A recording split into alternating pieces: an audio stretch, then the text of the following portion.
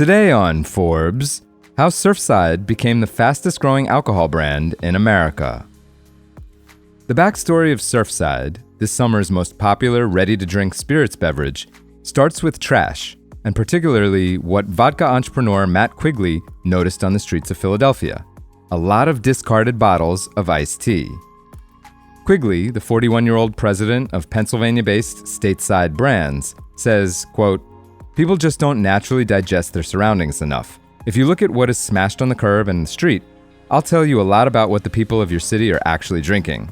And in Philadelphia, that means it's a ridiculous amount of iced tea.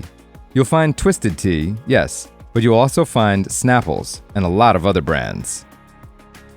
Quigley brought the idea to his business partner Clement Pappas, Stateside's 51-year-old CEO, and they set out to produce alcoholic iced teas and lemonades to compete with hard seltzers and other canned drinks, as better-for-you versions of the classic Twisted Tea or Mike's Hard Lemonade. And now with Surfside in its third summer on the market, customers are crushing Surfside after Surfside, especially along the beaches of the Northeast coast. So far this summer, Surfside cans were the fastest growing of any beer or ready-to-drink cocktail, or RTD cocktail, with an increase of $70 million in retail sales year to date. In July, Surfside hit the milestone of topping 5 million cases sold in 2025, besting what sold for all of last year. Pappas tells Forbes, quote, "I've been on a flat-out sprint for 3+ years now, trying to keep pace with it." Surfside is expected to sell as many as 12 million cases this year, which would mean hitting revenue of as much as $300 million. The RTD cocktail brand ended 2024 with $100 million in estimated revenue, and as the fastest growing brand across all alcoholic beverages, according to Nielsen IQ, hitting more than 360% sales growth compared to a year prior. Those financials have made Surfside and its parent company, Stateside Brands, a hot acquisition target.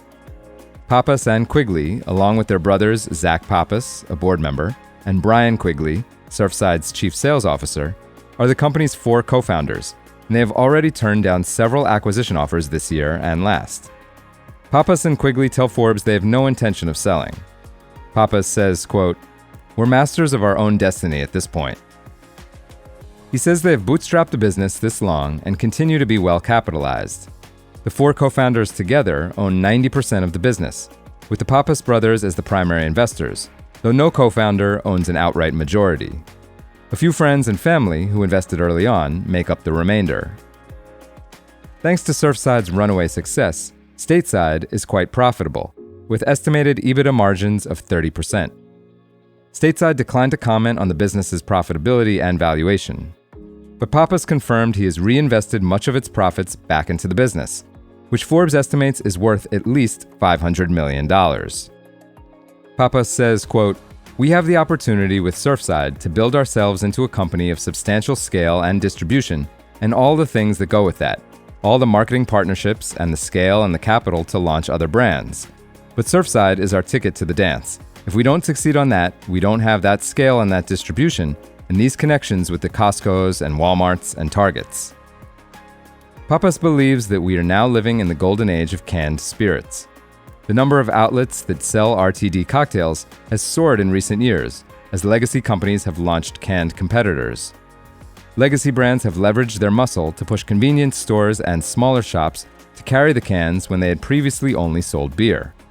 And since White Claw and many others are made with malt liquor, the stricter regulations on spirits don't apply. In 8 states, including Stateside's Pennsylvania, laws have also recently changed to allow canned cocktails to sell more freely. That's why Pappas and his team are moving quickly.